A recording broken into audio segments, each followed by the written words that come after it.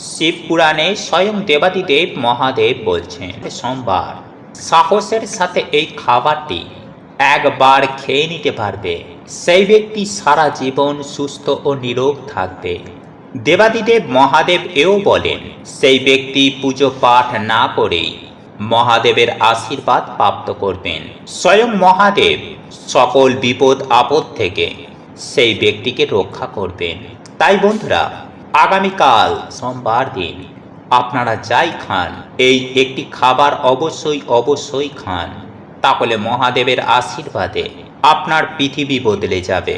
আর এই দিনে বন্ধুরা, আমাদের সামান্য কিছু কার্যে নতুন মাসে আমাদের জীবনে তথা আমাদের পরিবারে ভগবান পরম সৌভাগ্যে ভরিয়ে দেন।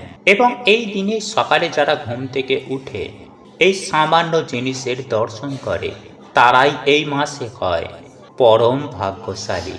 এই মাসে তাদের জীবনে অর্থ, সুখ, শান্তি, সৌভাগ্যে ভরে ওঠে। এবং এই দিনে যারা একটু হলেও এই সামান্য খাবারটি খায়, তারা সারা বছর সুস্থ থাকে, তাদের আর্থিক ভাগ্য ফেরে এবং এই মাস তাদের দারুণ কাটে।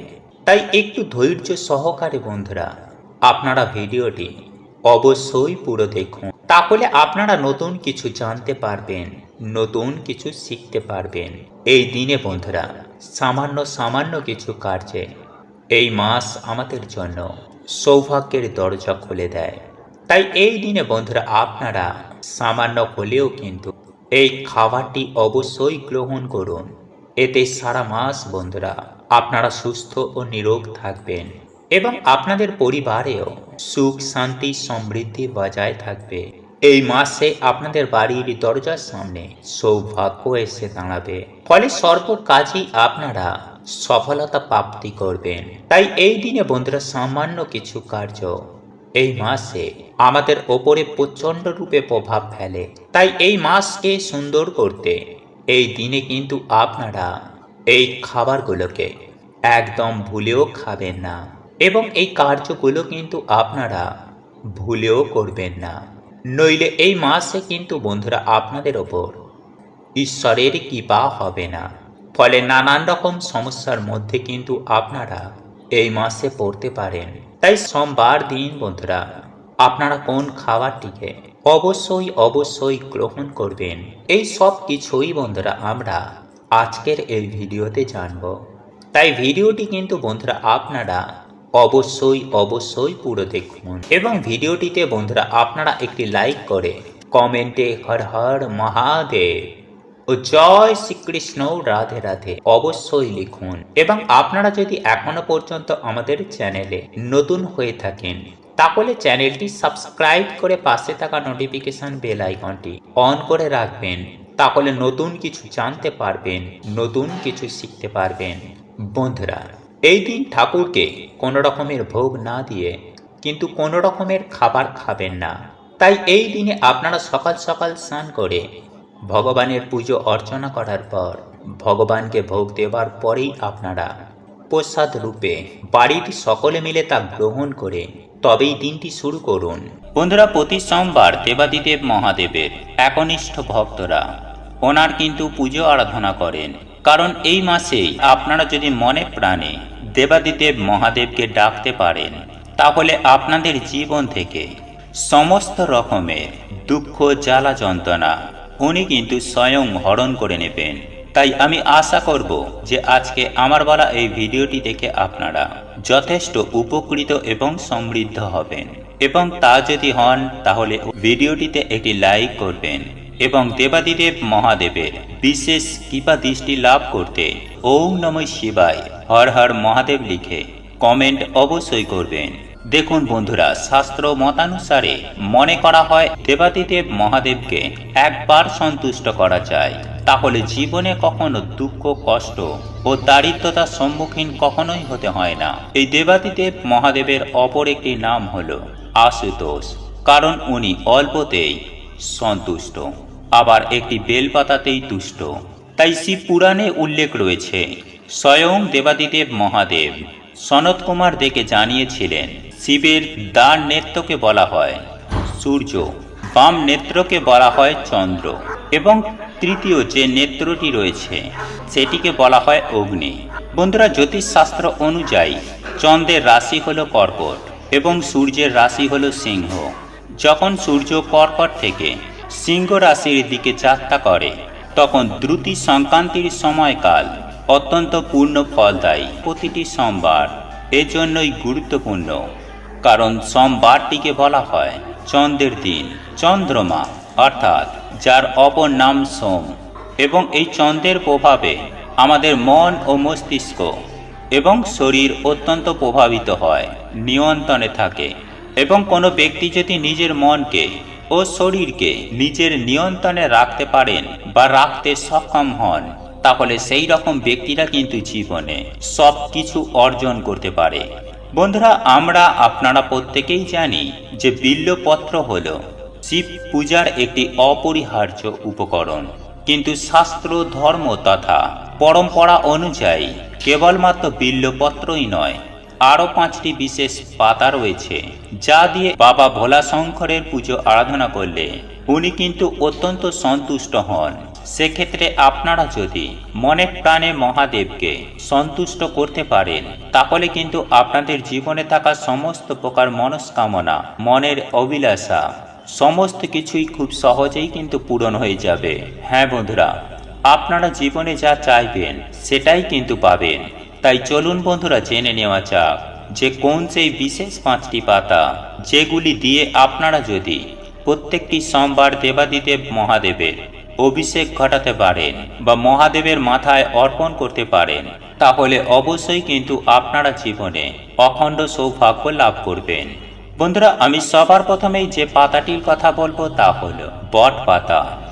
হ্যাঁ বন্ধুরা, সামুদ্রিক শাস্ত্র তথা হিন্দু শাস্ত্র অনুযায়ী এই বট বৃক্ষকে অমরত্বের প্রতীক হিসাবে মনে করা হয়, কারণ বটের প্রতীকের সাথে পুনর্জন্মকে সংশ্লিষ্ট করা হয়, তথা যে কোনো পবিত্র কাজেও কিন্তু এই বট গাছের তলায় সম্পূর্ণ করার অনুমতি প্রদান করে হিন্দু শাস্ত্র। এছাড়াও চন্দ্রশেখর আশুতোষ শিবের অধিষ্ঠান এই বটবৃক্ষের তলায়। বন্ধুরা, বটবৃক্ষটি হল শিবের মহামৃত্যুঞ্জয়ের আরও একটি রূপ, আর এ কারণেই দেবাদিদেব মহাদেবকে বট পাতা অর্পণ করলে সুখ, শান্তি, সমৃদ্ধি তথা দীর্ঘায়ুর প্রাপ্তি ঘটে এবং দুর্ভাগ্য জীবন থেকে সরে গিয়ে অখণ্ড সৌভাগ্যের উদয় হয়। বন্ধুরা, এরপর দ্বিতীয় যে পত্রটির কথা আপনাদেরকে বলবো তা হলো আকন্দ ফল বা গাছ। দেবাদিদেব মহাদেবের অত্যন্ত প্রিয় বলে মনে করা হয়। বন্ধুরা, মনকে ঠান্ডা রাখতে অতি অবশ্যই সোমবার দিন দেবাদিদেব মহাদেবকে আকন্দ গাছের পাতা এবং ফল অর্পণ করুন। এছাড়াও হিন্দু শাস্ত্র অনুযায়ী আকন্দ পাতা শিবলিঙ্গে প্রদান করলে দুর্ভাগ্যের অবসান ঘটে এবং জীবনে চরম উন্নতির পথ প্রশস্ত হয়। তৃতীয়ত বন্ধুরা, স্কন্দ পুরাণ অনুসারে ত্রিদেব অর্থাৎ ব্রহ্মা, বিষ্ণু, মহেশ্বর বাস করেন এই অশ্বত্থ বৃক্ষের পাতায়। এছাড়াও এই অশ্বত্থ গাছটিকে অত্যন্ত পবিত্র গাছ বলে শাস্ত্রে পরিগণিত করা হয়। বন্ধুরা, যে কোনো একটি সোমবারে আপনি যদি বিল্বপত্র অশ্বত্থ গাছের পাতা সহযোগে শিবলিঙ্গের ওপরে নিবেদন করতে পারেন, তাহলে দেবাদিদেব মহাদেবের আশীর্বাদ অতি অবশ্যই লাভ করতে পারবেন। এছাড়াও সোমবারে শিবের মাথায় অশ্বত্থ পাতা নিবেদন করলে শনিদেবের সাড়ে দশা থেকেও অনেকাংশেই জাতক জাতিকারা মুক্তি লাভ করে থাকে। বন্ধুরা, এরপর চতুর্থ পাতাটি হলো অশোক গাছের পাতা। বন্ধুরা, হিন্দু সনাতন ধর্মের লোকেরা এই অশোক গাছকে অতি পবিত্র একটি গাছ বলেই মনে করেন। বিভিন্ন রকম কর্মশক্তিকে বশীভূত করার হেতু এই অশোক গাছের পাতা ব্যবহৃত করা হয়। বন্ধুরা, স্কন্দ পুরাণ অনুযায়ী যদি শিবলিঙ্গের ওপর যদি অশোক গাছের পাতা নিবেদন করা হয়, তাহলে অতুল ঐশ্বর্য ও অখণ্ড সৌভাগ্যের প্রাপ্তি ঘটে। বন্ধুরা, সর্বশেষ বা পঞ্চম যে বিশেষ পাতাটির কথা বলবো তা হলো আম্লপত্র। হ্যাঁ বন্ধুরা, ভারতীয় সনাতন শাস্ত্র মতে এই আম গাছের পাতা অতি পবিত্র একটি পত্র বলে অভিহিত করা হয়েছে, কারণ আপনারা প্রত্যেকেই জানি যে পূর্ণ ঘটের ওপর আম পাতা না দিলে কখনোই সেই পুজো সম্পূর্ণ হয় না। শিবলিঙ্গের ওপরে যদি পারেন অতি অবশ্যই অম্লপত্র দেওয়া উচিত, তাহলে দেখবেন আপনার দুর্ভাগ্য নিমেষেই পরিবর্তন হবে সৌভাগ্যে, তথা জীবনে কখনো সুখ শান্তি সমৃদ্ধির কমতি হবে না। যাই হোক বন্ধুরা, এরপর আমরা জেনে নেব যে আপনারা কিভাবে শিবলিঙ্গের ওপর এই পাতাগুলিকে অর্পণ করবেন, কোন কোন নিয়মে সেই সম্পর্কে। দেখুন বন্ধুরা, যে কোনো সোমবার দিন যদি পারেন অতি অবশ্যই যদি অর্পণ করেন, তাহলে আপনারা যা চাইবেন তাই পাবেন। হ্যাঁ বন্ধুরা, তাই আপনারা এই যে কোনো সোমবার সকাল সকাল ঘুম থেকে উঠবেন, স্নান করে শুদ্ধ বস্ত্র পরিধান করবেন, তবে চেষ্টা করবেন সাদা বস্ত্র পরিধান করার, এবং নিজের মনে যেন কোনরূপ কুবিচার বা খারাপ চিন্তা ভাবনা আনবেন না এই দিন। বন্ধুরা, পুজো করার সময় এই দিন আপনারা নিজের মনকে সবসময় পবিত্র রাখবেন, ঈশ্বরের প্রতি নিজের মনকে বিলীন রাখবেন। হ্যাঁ বন্ধুরা, মহিলাদের ক্ষেত্রে লাল পাড় সাদা শাড়ি এবং পুরুষদের ক্ষেত্রে যে কোনো সাদা বস্ত্র ধারণ করে আপনারা কিন্তু দেবাদিদেব মহাদেবের পুজো আরাধনা করবেন। আবার নিজের ঘরে বসেও এই উপায় বা ক্রিয়াটি করতে পারেন।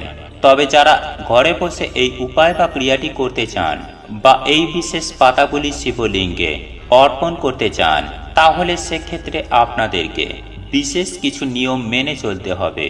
প্রথমত, আপনাদের অবশ্যই ছোট্ট একটি শিবলিঙ্গ বা শিবের মূর্তি আপনার ঠাকুর ঘরে থাকা অতি অবশ্যই থাকা প্রয়োজন, এবং আপনার ঠাকুর ঘরের উত্তর পূর্ব দিকে এটি কিন্তু আপনাদেরকে রেখে শিবের পুজো আরাধনা করতে হবে। বন্ধুরা, এই উত্তর পূর্ব দিকটি শাস্ত্রের মধ্যে অত্যন্ত পবিত্র এবং কল্যাণকারী একটি দিক বলেই শাস্ত্রে পরিগণিত করা হয়, এবং এই দিকটিকে আপনারা কিন্তু দেবাদিদেব মহাদেবকে শিবের দিক বলেও চিহ্নিত করা হয়েছে। যাই হোক বন্ধুরা, এরপর আমি আপনাদেরকে এটাও জানিয়ে দেব যে আপনারা কিন্তু সোমবার দিন কিন্তু কোনরূপ আমিষ আহার গ্রহণ করবেন না, এমনকি আমিষ খাবার আপনার বাড়ির মধ্যে রান্না পর্যন্ত করবেন না। তাই আপনারা অতি অবশ্যই চেষ্টা করবেন নিরামিষ আহার গ্রহণ করার, নইলে পুজো করার কোনো ফল পাবেন না। দেখুন বন্ধুরা, নিজের গৃহে বসেই শিব পুজো আরাধনা করার জন্য বিশেষ কিছু সামগ্রিকের প্রয়োজন পড়বে, এবং সেই উপকরণগুলি আপনারা একটি তামা বা পেতলের পাত্রতে সংগ্রহ করে নেবেন, এবং উপাদানগুলি হল চন্দন, ফুল, বেলপাতা, ধূপ, প্রদীপ এবং নৈবেদ্য। এই পঞ্চপ্রচার পূজার ক্ষেত্রে এই উপাদানগুলি কিন্তু অবশ্যই প্রয়োজন। বন্ধুরা, এই শিব পূজার নৈবেদ্য করার জন্য সব থেকে গুরুত্বপূর্ণ যে জিনিসটি হলো তা হলো দুধ এবং পঞ্চশস্য। অল্প করে হলেও শিবের মাথায় কাঁচা দুধ অর্পণ করুন, এবং পঞ্চশস্যের মধ্যে চাল, যব, গম, তিল এবং মুগ ডাল অর্পণ করুন। এইভাবে ধূপ ও প্রদীপ দেখিয়ে আপনারা দেবাদিদেব মহাদেবের পুজো আরাধনা করবেন, এবং সেই সঙ্গে বিল্বপত্র তো আপনাদের অবশ্যই দিতে হবে। এর সাথে সাথে আমি যে প্রথমে 5টি পাতার কথা বললাম, সেই পাতাগুলো কিন্তু আপনারা দেবাদিদেব মহাদেবকে অর্পণ করতে পারেন। এতেও কিন্তু আপনারা অখণ্ড সৌভাগ্যের অধিকারী হবেন। এই দিন বাবার মাথায় জল ঢালা না পর্যন্ত আপনারা কিছু খাবেন না। দ্বিতীয়ত বন্ধুরা, এই দিনে আপনারা সকালে ঘুম থেকে উঠেই স্নান করে আসার পর সূর্য নারায়ণ দেবকে কিন্তু জল অবশ্যই অর্পণ করুন। নাম্বার 3, এই দিনে আপনারা কোনো রকমের বাড়ির মধ্যে আমিষ রান্না করবেন না, এবং এই দিনে আপনারা যদি খাবারে কালো তিল মিশিয়ে খেতে পারেন তাহলে সেটা খুবই ভালো। নাম্বার 4, বন্ধুরা, এই দিনে আপনারা কারোর সাথে কোনো রকমের ঝগড়া ঝামেলা অশান্তি করবেন না, কারণ মনে এই দিনে আপনারা কোনো রকমের দুঃখ দেবেন না। নাম্বার 5, বন্ধুরা, এই দিনে যদি আপনাদের বাড়িতে কোনো গরিব দুঃখী অসহায় কোনো ব্যক্তি আসে বা কোনো ভিখারি আসে, তাহলে ভুলেও বন্ধুরা তাদেরকে কিন্তু বাড়ি থেকে খালি হাতে ফেরাবেন না, কারণ বন্ধুরা মনে করা হয় যে এই দিনে কিছু দান করলে মানুষের বহু গুণ দুর্ভাগ্যের পাপের নাশ হয়ে যায়। তাই অবশ্যই বন্ধুরা আপনারা কিন্তু আপনাদের সাধ্য ও সামর্থ্য অনুযায়ী এই দিন কাউকে দান করুন। নাম্বার 6, বন্ধুরা এই দিনে আপনারা যতটা পারবেন পরিষ্কার পরিচ্ছন্ন থাকার চেষ্টা করুন। নোংরা জামা কাপড় এই দিনে কিন্তু ভুলেও পরবেন না। এই দিনে আপনারা কান্নাকাটি করবেন না, বাড়িতে অযথায় শোক পালন করবেন না। সকলের সাথে এই দিন ভালো ব্যবহার করুন এবং উৎসব রূপে এই দিনকে আপনারা পালন করুন। নাম্বার 7, বন্ধুরা এই দিনে বিশেষ করে মহিলারা আপনারা ভুলেও মাথায় সাবান শ্যাম্পু দেবেন না। গাছ, নখ, চুল, দাড়ি এই দিনে আপনারা কিন্তু বাড়ির মধ্যে কাটবেন না। এই দিনে কোনো রকমের অশ্লীল কাজ আপনারা ভুলেও করবেন না। যতটা পারবেন এই দিনে আপনারা ভগবান শিবের নাম জপ করুন, পুণ্য অর্জনের কাজ করুন। নাম্বার 8, বন্ধুরা এই দিনে আপনারা ধুতরা ফুল, ধুতরা ফল, আকন্দ ফুল, কলকে ফুল, নীলকণ্ঠ ফুল বা অপরাজিতা ফুল কোথাও দেখতে পান তাহলে তৎক্ষণাৎ একটি ফুল আপনারা তুলে নিন এবং এই ফুল আপনি আপনার বাড়িতে এনে দেবাদিদেব মহাদেবের চরণে নিবেদন করে আপনারা আপনাদের মনোবাসনা মনস্কামনা জানান। তাহলে দেখবেন দেবাদিদেব মহাদেবের আশীর্বাদে রাতারাতি আপনাদের মনস্কামনা পূর্ণ হয়ে যাবে। এইবার আমি আপনাদেরকে জানিয়ে দেব যে স্বাস্থ্যের বিধিবিধান অনুসারে যে খাবারগুলি খাওয়া মোটেও উচিত নয়। বন্ধুরা আমি সবার প্রথমেই যে খাবারটির কথা বলবো তা হলো কাঁচা দুধ। হ্যাঁ বন্ধুরা, কাঁচা দুধে অত্যন্ত পরিমাণে ব্যাকটেরিয়া খুব দ্রুততার সঙ্গে বৃদ্ধি পায়। আমাদের হিন্দু শাস্ত্র বলছে প্রচুর পরিমাণে ব্যাকটেরিয়া দুধের মধ্যেই তৈরি হয় বলে সেহেতু দেবাদিদেব মহাদেবের মাথায় এই কাঁচা দুধ নিবেদন করা হয়। বন্ধুরা এই দুধ দেবাদিদেব মহাদেবের অত্যন্ত প্রিয় হলেও মানুষের শরীরের জন্য কাঁচা দুধ সেবন করা একদমই ভালো নয়। বন্ধুরা বহু প্রাচীন কাল থেকেই কাঁচা দুধ কিন্তু দেবাদিদেব মহাদেবের মাথায় নিবেদন করা হয় এবং এই দুধ দিয়ে ওনার অভিষেক করা হয়। সুতরাং আপনারা কোনো পরিস্থিতিতে এই কাঁচা দুধ কিন্তু গ্রহণ করবেন না, এতে ভালো আপনাদেরই হবে। তবে একই সঙ্গে আমি আপনাদেরকে এটাও জানিয়ে রাখি বন্ধুরা, আপনারা সোমবারের ব্রত পালন করুন বা না করুন, অন্ততপক্ষে এই দিন এক কণা হলেও এই খাবারটি গ্রহণ করুন। আর এই খাবারটি আপনাদেরকে তৈরি করতে হবে, আর তা হল হবিষ্যান্ন। হ্যাঁ বন্ধুরা, এই খাবারটি তৈরি করার জন্য আপনাদেরকে একটি তামা বা পিতলের হাঁড়ি নিতে হবে। আর এই তামা বা পেতলের যদি হাঁড়ি বা কোনো পাত্র আপনাদের না থেকে থাকে তাহলে আপনারা মাটির পাত্রেও বানাতে পারেন, কিন্তু মাটি বা তামা পেতল ছাড়া স্টিল বা অ্যালুমিনিয়ামের কোনো পাত্রে এই খাবারটি রন্ধন করবেন না, নতুবা বাবার আশীর্বাদের জায়গায় অভিশাপ গ্রহণ করবেন। বন্ধুরা এই খাবারটি রন্ধন করার জন্য আপনাদেরকে নিতে হবে আতপ চাল, আলু, কাঁচকলা, মুগ ডাল। হ্যাঁ বন্ধুরা, এই 4টি জিনিস আপনাদেরকে সংগ্রহ করতে হবে। তারপর আপনারা এইগুলিকে রন্ধন করবেন। চালের মধ্যেই আপনারা এই মুগ ডাল, আলু ও কাঁচকলা দিয়ে দেবেন, দিয়ে এগুলিকে রন্ধন করবেন। আলু ও কাঁচকলা সেদ্ধ হয়ে গেলে এগুলিকে আলাদাভাবে মেখেও আপনারা খাদ্য হিসাবে গ্রহণ করতে পারেন। তবে যে বিষয়টি আপনাদেরকে অতি অবশ্যই মাথায় রাখতে হবে তা হলো এই হবিষ্যান্ন তৈরি করার জন্য আপনারা সরষের তেলের ব্যবহার করতে পারবেন না। হ্যাঁ বন্ধুরা, আপনারা কোনো রকমের কোনো তেল ব্যবহার করতে পারবেন না। তেলের পরিবর্তে আপনারা ঘিয়ের ব্যবহার করবেন। সেই সঙ্গে এই খাবার রন্ধন করার জন্য কোনো রকমের সামুদ্রিক লবণ বা বিট লবণ আপনারা ব্যবহার করতে পারবেন না। এই সব লবণের পরিবর্তে আপনাদেরকে সৈন্ধব লবণ ব্যবহার করতে হবে। যাই হোক বন্ধুরা, এইবার আমি আপনাদেরকে জানিয়ে রাখি যে এই খাবারটি আপনারা তখনই খাবেন যখন বাবার মাথায় জল ঢালা হয়ে যাবে এবং এই খাবারটি তৈরি করবেন সন্ধ্যার পরে, অর্থাৎ বাড়িতে সন্ধ্যা আরতি দেওয়ার পর, সন্ধ্যা দেখানোর পর তারপর এই হবিষ্যান্ন তৈরি করবেন এবং এই খাবারটি খাদ্য হিসাবে গ্রহণ করবেন। তাহলে দেখবেন দেবাদিদেব মহাদেবের আশীর্বাদে ও বাবার কৃপায় আপনারা সারা বছর সুস্থ ও নিরোগ থাকবেন। ঠিক তেমনই আপনার জীবনে তথা আপনার সংসারে হু হু করে অর্থ আসবে দেবাদিদেব মহাদেবের আশীর্বাদে। ওম নমঃ শিবায়। হর হর মহাদেব। প্রভু আপনাদের সকলের মঙ্গল করুক। আপনারা সকলে সুস্থ থাকবেন, ভালো থাকবেন। নমস্কার, ধন্যবাদ।